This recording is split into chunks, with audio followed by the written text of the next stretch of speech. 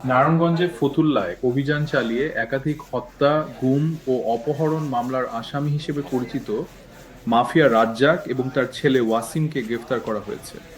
এ সময় তাদের কাছ থেকে 53 রাউন্ড গুলি উদ্ধার করেছে পুলিশ। পুলিশ সূত্রে জানা গেছে, গোপন সংবাদের ভিত্তিতে ফতুল্লা থানা পুলিশ অভিযান চালিয়ে রাজ্জাক ও ওয়াসিমকে আটক করে।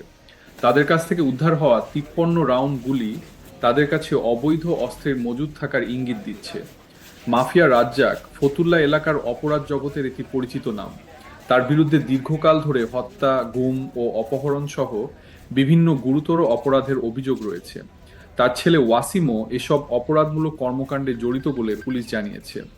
পুলিশ জানিয়েছে, গ্রেফতারকৃতদের বিরুদ্ধে অস্ত্র আইনে নতুন মামলা দায়ের করা হয়েছে। তাদের পূর্বের মামলাগুলোর তদন্ত প্রক্রিয়াও চলমান থাকবে বলে উল্লেখ করা হয়। পুলিশ আরও জানায়, এই চক্রের সাথে জড়িত অন্যদের চিহ্নিত করে তাদেরও আইনের আওতায় আনার চেষ্টা চলছে।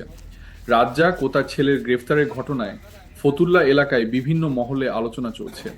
তাদের বিরুদ্ধে ওঠা দীর্ঘদিনের অভিযোগের পরিপ্রেক্ষিতে এই গ্রেফতারকে কেন্দ্র করে স্থানীয় আইন শৃঙ্খলা পরিস্থিতি নিয়েও নতুন করে আলোচনা শুরু হয়েছে।